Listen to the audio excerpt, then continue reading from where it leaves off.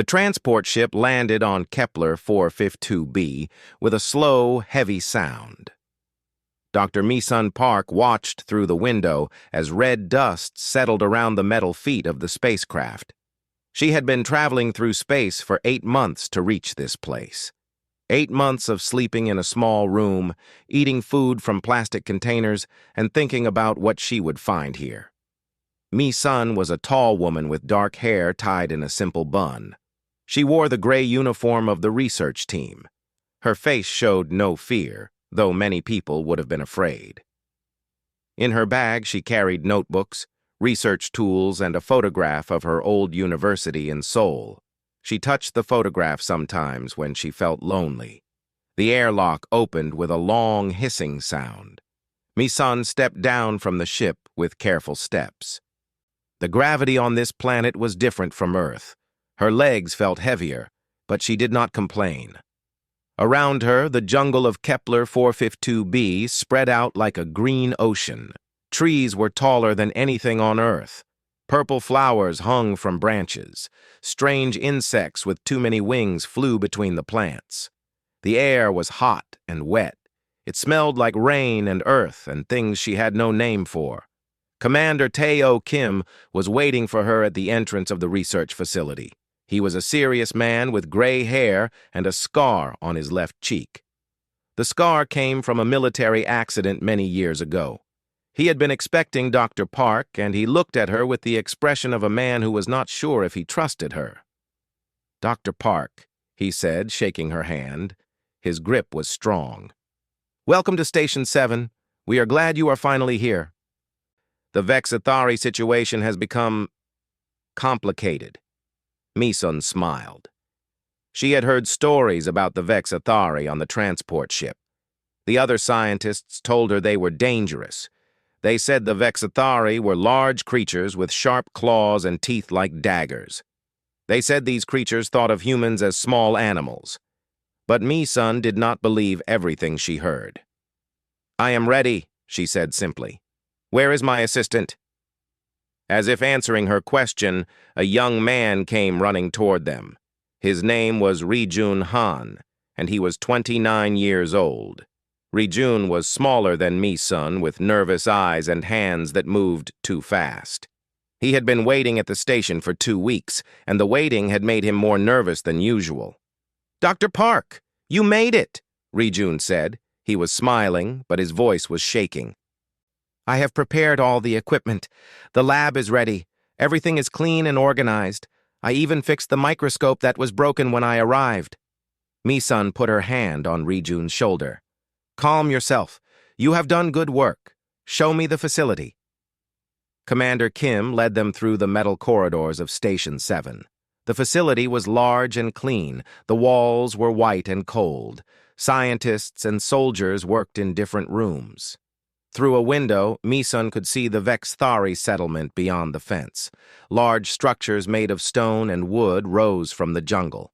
She could see movement in the distance. Her heart beat faster, but her face stayed calm. "We have been here for 3 years," Commander Kim explained as they walked. "We were sent to study the Vexathari culture. We wanted to understand if they could be peaceful, or if they are only killers. We have learned a little, but not very much. They do not trust us. We do not trust them. It has been difficult." They reached the laboratory where Mi-sun would work. It was a large room with tables for equipment, shelves for materials, and windows that looked out toward the jungle. Ri-jun had arranged everything perfectly. Papers were stacked in neat piles. Tools were organized by size. Computers stood ready to store information.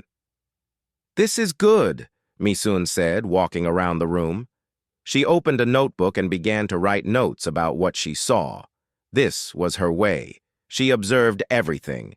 She wrote everything. She made no quick judgments.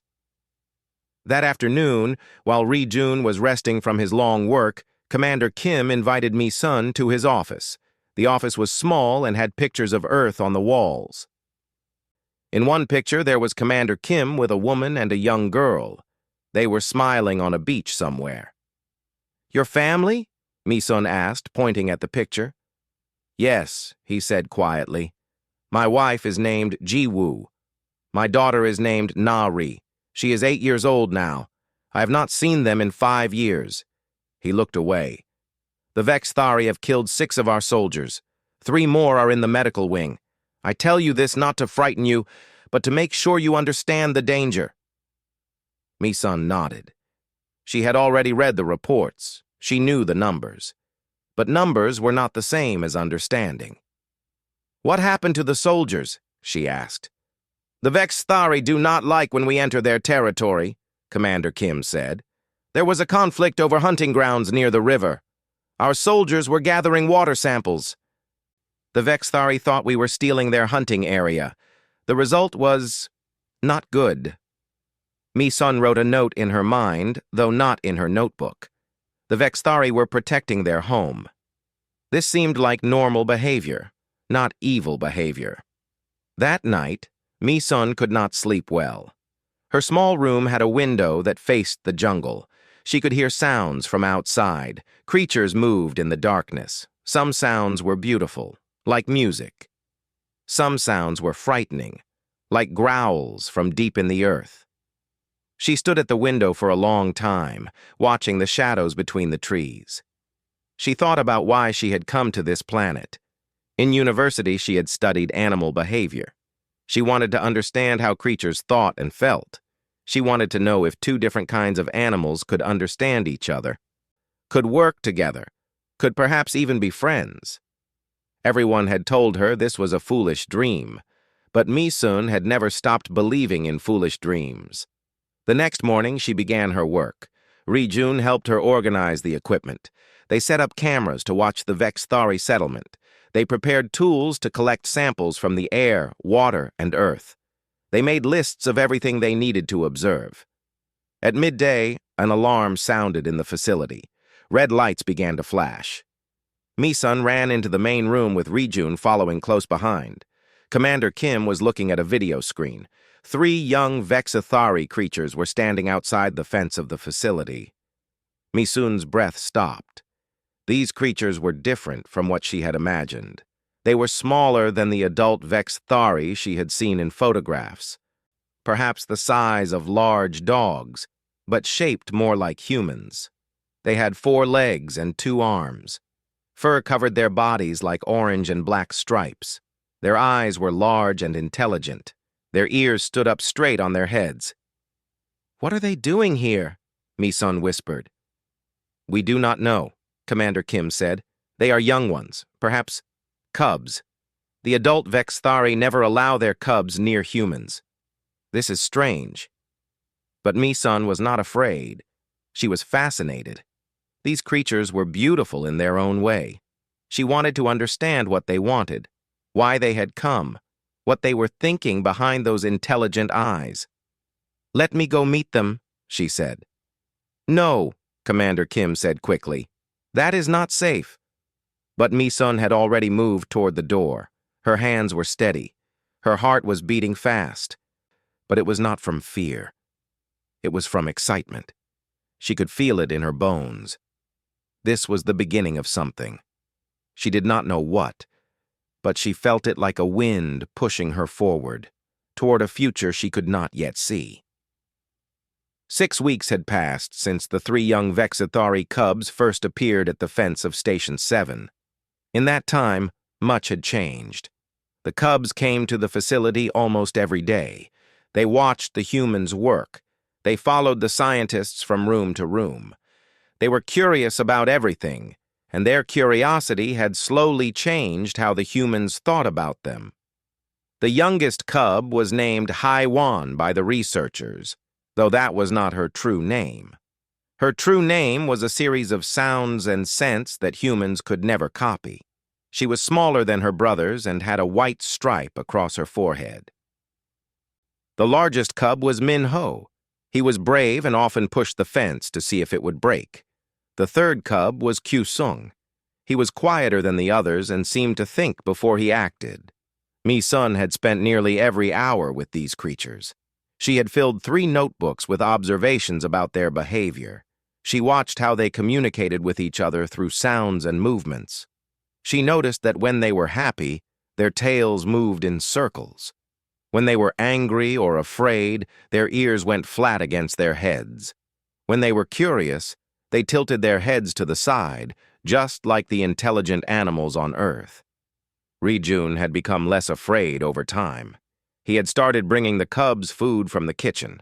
At first, the cubs would not eat what he offered, but slowly, they understood that Rijun meant no harm. Now, when he came to the fence with food, the cubs would run toward him with excitement. Even Minho, the bravest one, would make soft sounds that Mi-sun believed were sounds of joy. Commander Kim was still worried, but he had allowed the research to continue. He watched the video feeds from the cameras. He made sure there were always soldiers ready if something went wrong. But nothing had gone wrong. The cubs were not dangerous. They were just young creatures trying to understand the world. One afternoon, after a long day of collecting data and making notes, Mi-sun decided to take a shower. The facility had a shower room with warm water and soap. She had not taken a proper shower since arriving on Kepler 452b.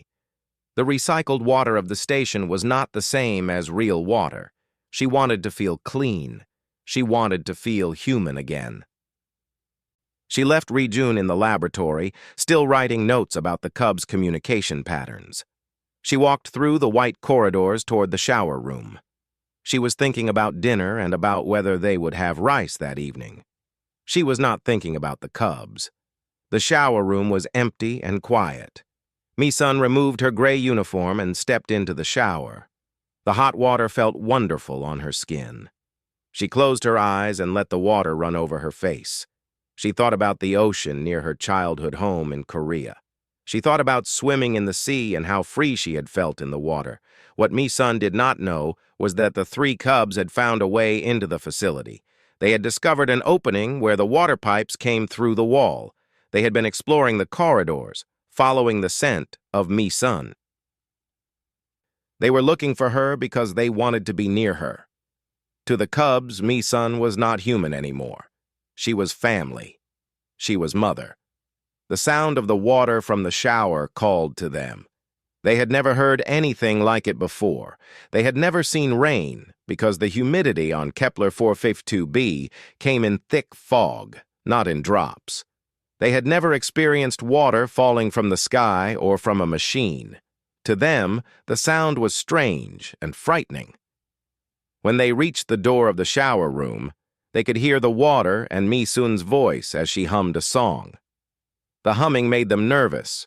They did not understand why their mother was making sounds like that. They did not understand why the water was making noise.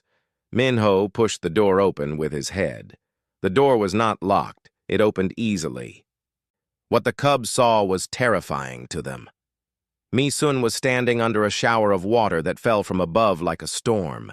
The water was hitting her body again and again. She was not moving away. She was not fighting back. She was standing still, accepting the water's attack. To the cubs, it looked like Mi-sun was in danger. It looked like something was hurting her. The protective instincts that had been inside them since birth suddenly exploded. They had been taught from the moment they could understand that they must protect their family. They must fight enemies. They must be brave. The three cubs burst into the shower room all at once. Minho roared a sound so loud that it echoed off the metal walls. His teeth showed. His claws extended from his paws. Hae-won and Kyu-sung joined in with their own roars. They moved toward the water, ready to attack whatever was hurting their mother. Mi-sun opened her eyes in surprise. For a moment, she did not understand what was happening. She saw three large creatures with sharp teeth and claws running toward her. Every human instinct she had told her to scream and run. Every survival instinct said danger. But Mi-sun's mind was faster than her instincts. She understood. The cubs thought the water was attacking her. They were trying to save her. She did not scream. She did not run. She stood perfectly still in the shower and looked at the cubs with calm eyes. "It is okay," she said in a low, steady voice. "I am not in danger. This is water. This is rain. This is not an attack." Her voice was so calm and her body was so still that the cubs began to slow down. They stopped moving toward her, but their muscles were tight and ready for action. Their ears were flat against their heads. Their eyes were wide. Minho growled a question. Misun reached down and took a handful of the water. She let it run through her fingers and fall back into the shower below. She smiled at the cubs. "See," she said, "I choose this. The water does not hurt. It makes me clean. It makes me happy." She splashed water on her own face to show them. She rubbed it over her arms and legs. She let it fall on her head. She made sounds of pleasure, not sounds of pain. Slowly, the cubs began to understand. Their ears lifted slightly. Their teeth disappeared as they relaxed their mouths. Heywan made a small, questioning sound. Misun knelt down, still in the shower. The water ran over her whole body. She was completely wet and completely vulnerable.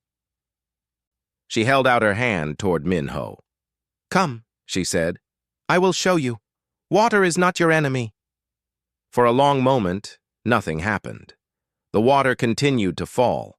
The humid air of the shower room was thick around them. Then Minho took one step forward. The water touched his fur. His body shook. He made a sound that was half growl and half something else. Then something changed in Minho's face. His fear turned to curiosity. His aggression turned to wonder. He stepped fully into the shower with Misun. The water soaked his orange and black fur. Heywan and Q-Sung followed their brother. The three cubs stood under the shower with Misun, experiencing water for the first time in their lives. They felt the heat of it. They smelled the cleanness of it. They understood that it was not danger. It was something new. Something strange and wonderful. Misun laughed, and the sound of her laugh mixed with the sound of the falling water. The cubs made their own sounds, not growls or roars, but something softer and stranger. Something that might have been joy. But the moment did not last long. Footsteps came running down the corridor. Shouts of alarm sounded.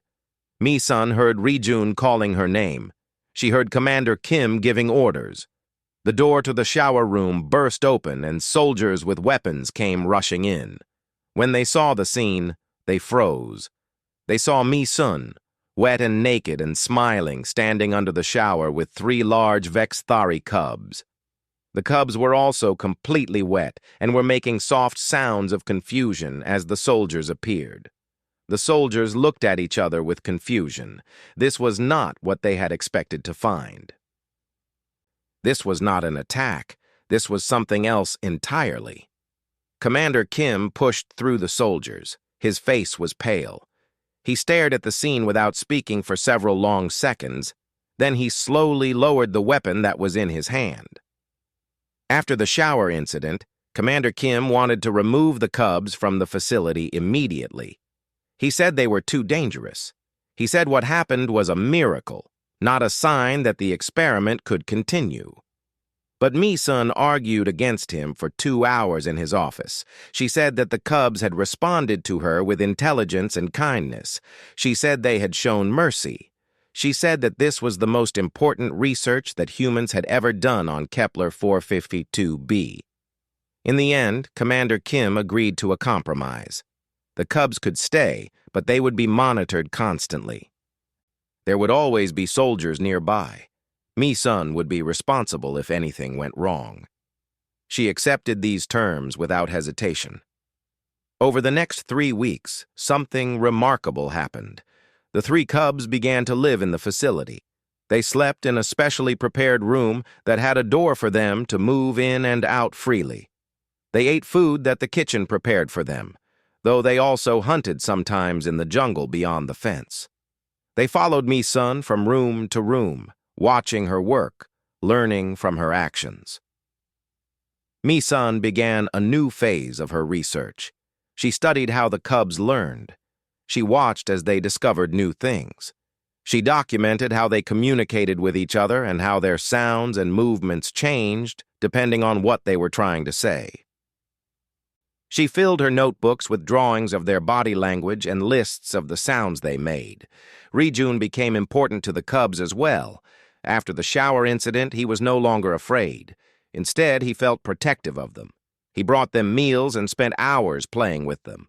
The cubs had learned that humans could run and climb and play just like young Vexithari. Playing together, the two species began to understand each other better. It was during playtime that something important happened. Minho had been running with Rijun across one of the open areas of the facility. They were both moving fast, jumping over equipment and ducking under cables. Suddenly, Minho accidentally hurt Rijun's arm with one of his claws. It was not a deep cut, but it was enough to make Rijun stop and call out in pain. The cub immediately froze. He looked at his own claws with confusion and then back at Rijun's arm. He made a sound of distress. He approached Rijun slowly and sniffed at the wound. Then he did something unexpected. He made a sound that was somewhere between a purr and a growl, a sound of sadness and concern. Rijun realized that Minho understood he had caused pain. Minho understood that Rijun was his friend and that hurting a friend was wrong. From that moment on, Minho was more careful with his claws when he played with humans. He learned to control his strength. Around this same time, a woman named Bora arrived at the facility. She was a medical officer and would be staying for 6 months. Bora was 32 years old and had strong hands and a kind face. She was not afraid of the cubs. In fact, she was interested in them, as she would be interested in any patients she needed to care for. Bora began to give the cubs medical examinations. She checked their teeth and their claws. She looked in their ears and their eyes. She took small samples of their blood to understand their biology. The cubs did not like these examinations at first, but Bora was gentle and gave them treats afterward. Soon, they trusted her as much as they trusted Misun and Rijun. It was Bora who made an important discovery. While examining Haiwan, she found an old injury on the cub's back leg. The injury had been badly treated. The bone had healed wrong and was causing the young cub pain when she walked. Bora brought this information to Misun. "This cub is hurt," Bora said, showing Misun the X-ray images on her computer. "The injury is old. Perhaps from before the cub came to us. The parents probably died before they could treat this injury." Misun looked at the images with sadness. She remembered that Commander Kim had said the cubs were orphans, that their parents had died in a territorial conflict. Now she understood that the cubs had suffered loss and pain, just like humans suffered loss and pain. "Can we fix it?" Misun asked. "Yes," Bora said. "I have the tools to do surgery here. It will take time for her to heal, but she will walk without pain." Misun made the decision immediately. "Do the surgery. Do it as soon as you can." 3 days later, Bora performed the operation on Haiwan's leg. The surgery took 4 hours. During that time, the 2 other cubs would not leave the medical room. They paced back and forth, making worried sounds. They would not eat. They would not rest. They only wanted to know if their sister was going to be okay. When Bora finished and Haiwan woke up, the first thing she saw were her 2 brothers standing beside her. Minho made a sound of such pure joy that it filled the entire medical room. Q-Sung pressed his face against Haiwan's and made soft, rumbling sounds. Misun stood watching and realized that she was crying. These creatures loved each other. They felt joy and sadness and worry and loyalty, just like humans. There was no difference, not really. The only difference was their shape and size and the color of their fur. But conflict was coming. The other Vexthari had noticed that the cubs were spending all their time with humans. They had noticed that the cubs were not learning to hunt and fight and be fierce warriors like a Vexthari cub should learn. Some of the older Vexthari were angry. They sent messages to the leaders of their colony. They said that the humans were stealing their cubs. They said that the cubs would lose their Vexthari identity. One day, 3 adult Vexthari came to the fence of the facility. They were large and muscular and had scars across their bodies from many battles. They roared a message that echoed across the entire compound. The sound was angry and demanding. Commander Kim came to find Mi-sun in the laboratory. His face was serious and afraid. "They want the cubs," he said. "They say the cubs must be returned to the colony immediately. They say we are poisoning the cubs with human weakness. They say if we do not return the cubs by tomorrow, they will attack the facility." Mi-sun stood up slowly. She walked to the window and looked out at the 3 large adult Vexthari standing at the fence. She could hear the cubs in the next room, making frightened sounds. They had heard the roar of the adults. "No," Mi-sun said quietly, but with complete certainty. "We will not give them back. These cubs are not prisoners. They can leave whenever they want, but I think they will choose to stay." "You are putting all of us in danger," Commander Kim said, his voice harsh with frustration. "I know," Mi-sun replied. "But some things are worth the danger. Some things are worth fighting for. These cubs are worth it."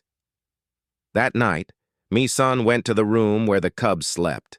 All 3 of them were awake, huddled together, making small, worried sounds. She lay down on the floor beside them, and they immediately moved close to her. They pressed their warm bodies against her. They made soft sounds that were like purring. Mi-sun put her arms around them and whispered in the darkness. "Everything will be okay," she said. "I promise. I will protect you. You will never be alone." The cubs made sounds of understanding, or at least that is what Mi-sun believed. She fell asleep holding them, knowing that tomorrow would bring conflict and danger, but knowing also that these bonds they had formed could not be broken by fear or threats or war. The threat of attack did not come that next day. Instead, something different happened. The other Vexithari seemed to be waiting. They wanted to see what the humans and the cubs would do. They were watching the same way that Mi-sun had watched them for so long. This observation period lasted almost 2 weeks, and during that time, Mi-sun made discoveries that would change everything. She discovered that Vexithari communication was far more complex than anyone had believed. The creatures did not just make sounds. They also moved their tails in specific patterns. They moved their ears in ways that carried meaning. They released scents through special glands on their bodies. All of these things together made up their language. Mi-sun began to catalog these patterns. She worked with Ri-jun and Bo-ra to create a system for understanding what each sound, each movement, each scent meant. She used cameras to record every interaction between the cubs. She used special instruments to measure the sounds they made. She filled her notebooks with diagrams and notes. When the cubs made a purring sound, it meant they were content. When their ears pointed straight up, it meant they were alert and interested. When they held their tails straight, it meant they were ready to listen. When their tails moved in circles, it meant they were happy. These were physical words in a language that had no written form, only a living, moving form. One afternoon, while Mi-sun was playing with the cubs, something remarkable happened. Minho made a sequence of sounds and movements. He growled a low sound, then moved his head in a particular way, then made another sound that was higher pitched. Then he looked directly at Mi-sun with his large eyes. Ri-jun, who was watching from across the room, suddenly stood up. "Dr. Park," he said, his voice full of excitement. I think he just gave himself a name." Mi-sun's heart began to beat faster. "What do you mean?" "That sequence of sounds and movements," Ri-jun said, walking closer. "I have heard it before, but always when Minho was introducing himself to the other cubs. I think that is his name in his language. His true name, not the name we gave him." Mi-sun looked at Minho with new understanding. "What is his name?" Can you translate it? Rijun listened carefully as Minho repeated the sequence of sounds. He tried to copy the movements, though his human body could not move quite the same way. The closest meaning in human language, Rijun said slowly, would be something like brave one with golden heart or just the one who does not run from danger. Misun made a decision. From that moment on, she would try to learn the cubs' true names. She would ask them what they called themselves. She would ask them what they wanted to be called. When she approached Hei Wan with the same question, the smallest cub made a sound that was almost musical. It was followed by a soft touch of her nose against Misun's forehead. "This one is harder," Rijun said, listening carefully. "The sound is warm, or something like warm heart, and the gesture means, I think it means loving or kind. So perhaps warm, kind heart? No, that is not quite right. Perhaps the one with the warm heart." For Q Sung, the quiet cub made a sound that was almost like a question. He repeated it many times, and it seemed to mean something that was curious and thoughtful. "I think his name means the one who thinks and asks," Rijun said. "Or perhaps just curious mind." Misun realized that the cubs had been trying to tell them these things all along. The cubs had been introducing themselves since the very first day, but the humans had not understood. Now that they understood, something shifted in how they related to the cubs. They stopped using the human names they had invented. Instead, they used the cubs' true names, or as close as they could get with human sounds. They treated the cubs not as subjects of study, but as individuals with their own identities and desires. This change in how they were treated seemed to awaken something in the cubs. They began to be more deliberate in their teaching. They started to show the humans how Vex-Thari cubs were supposed to learn things. They took Rijun and Bo-Ra on hunting expeditions, teaching them about tracking prey and moving silently through the jungle. They showed them how Vex-Thari marked their territory with scent and how they communicated warnings to each other. In return, Misun taught the cubs about human things. She showed them pictures of Earth. She explained gravity and electricity and mathematics. She taught them to eat with tools instead of just with their paws and teeth. She sang them songs from her childhood in Korea. The cubs seemed to enjoy the songs very much, though they could not produce the exact sounds. One evening, Bo-Ra had an idea. She invited everyone to the dining area of the facility. She had prepared a special meal that combined human food with Vex-Thari food. There was rice and vegetables that humans liked, and also fresh game that the cubs had hunted. Everyone, humans and cubs together, would eat the meal as a family. When the cubs saw the food arranged on a large table, they made sounds of appreciation. They sat down, not like wild animals eating, but like civilized beings sharing a meal with friends. They took small bites and chewed carefully. They drank water from bowls. They looked at the humans to see what the humans were doing, then copied the actions. During the meal, Minho made a long sequence of sounds and movements. It was a complex communication that took several minutes. When he finished, he looked at Misun with an expression that seemed very serious. "What is he saying?" Bo-Ra asked. Rijun listened carefully, trying to understand. His face grew thoughtful. "I think," he said slowly, "he is telling us a story. I think he is telling us about his life before he came here. I think he is telling us about his parents and how they died. I think he is telling us why he and his siblings came to the fence that day." Misun's eyes began to fill with tears. The cub was sharing his memories with them. He was trusting them with his pain and his past. When Minho finished, Misun stood up and went to him. She put her arms around his neck, and he lowered his head so that she could rest her face against his fur. The other cubs came over and made sounds of comfort. That night, Commander Kim approached Misun. His expression was different now. The hardness that had been in his face since the beginning seemed to have softened. "What happened here?" he asked quietly, looking at the cubs sleeping peacefully on their cushions. Understanding, Mi-sun said simply. We understood each other. Commander Kim was quiet for a long moment. Then he said, I will inform the Council that we request permission to continue this research indefinitely. I do not know if they will agree, but I will try. Mi-sun smiled. She knew that things were changing. The fear and suspicion that had existed between humans and Vexthari for so long was beginning to transform into something else. It would not happen quickly. It might not even succeed. But it had begun, and once it had begun, nothing could stop it. The cubs curled up together as the facility grew quiet. Inside their minds, they carried new knowledge and new experiences. They had learned that creatures who looked different from them could still be family. They had learned that understanding was stronger than strength. They had learned that the world was bigger and more beautiful than they had ever imagined. 2 months after the first meal shared together, everything fell apart. A communication arrived at Station 7 from the Vexthari colony leadership. The message was carried by a messenger who came to the fence and roared the announcement so that everyone in the facility could hear it. The message was simple but terrible. The humans had 3 days to return the cubs or face military action. The leadership had decided that the human presence on the planet was a threat to Vexthari culture.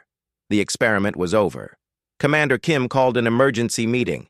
Mi-sun, Ri-jun, Bo-ra, and all of the senior scientists and soldiers sat in the main conference room. Commander Kim stood at the head of the table with a grim expression on his face. Our government has ordered us to leave the planet immediately, he said without emotion. We are to take the research data, the equipment, and nothing else. The cubs will remain here. This is not a negotiation. These are direct orders. Mi-sun stood up immediately. We cannot do this. The cubs will die without us. Or worse, the colony will kill them for betraying their kind. That is not our responsibility, Commander Kim said, but his voice had doubt in it. It is our responsibility, Mi-sun said, her voice rising. We brought them here.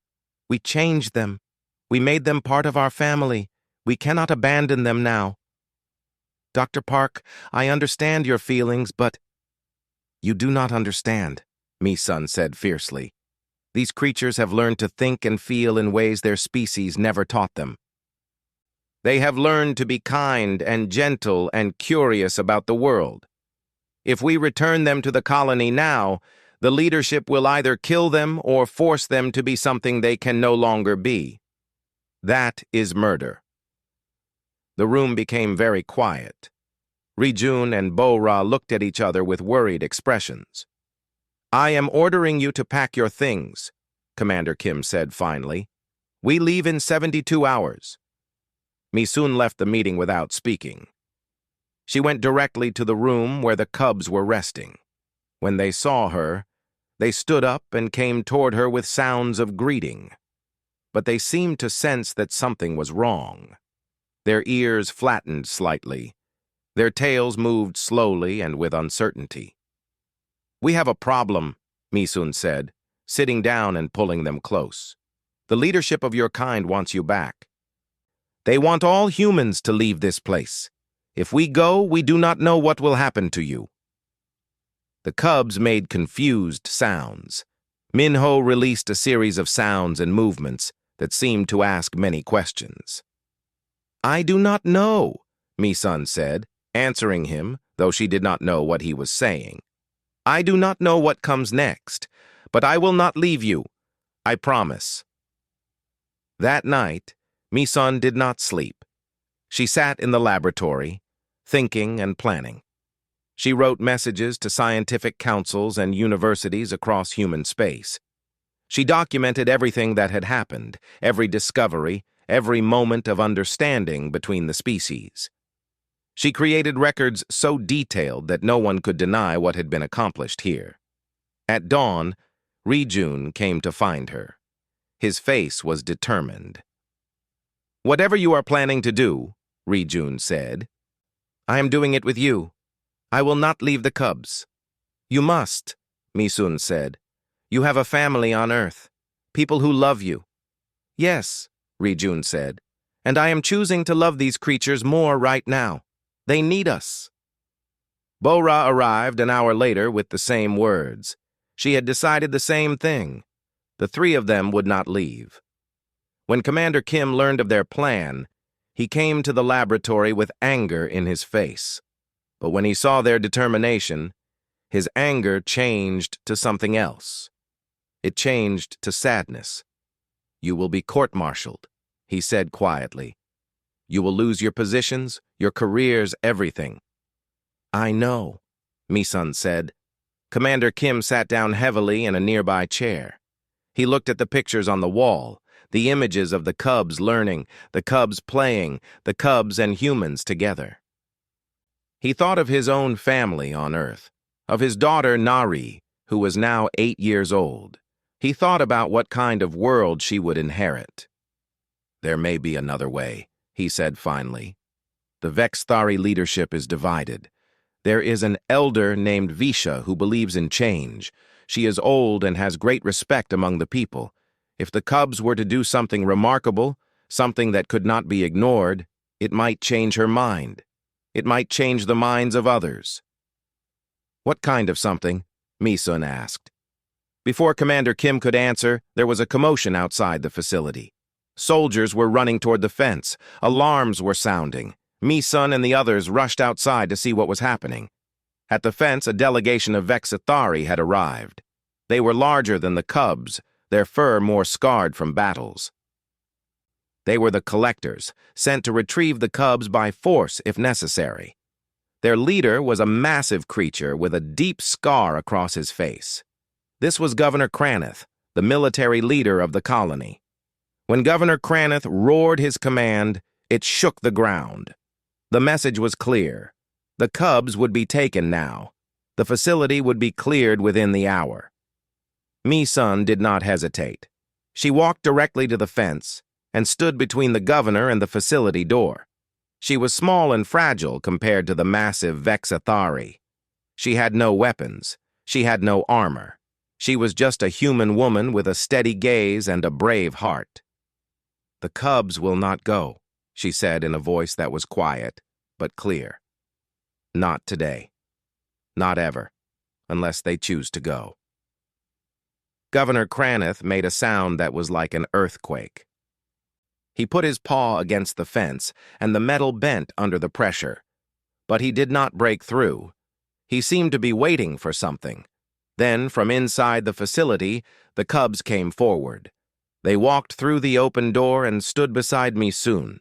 All three of them. Min-ho, with his scarred face and his golden heart. Hae-won, with her white stripe and her healed leg. Kyu-sung, with his quiet eyes and his curious mind. They stood between the humans they had come to love and the Vexthari they had been born from. Governor Craneth roared a question. Min-ho stepped forward and made a long series of sounds and movements. He was telling the story of his time at the facility. He was telling about learning and growing and discovering. He was telling about the humans who had helped him heal. He was telling about bonds that went beyond species and appearance.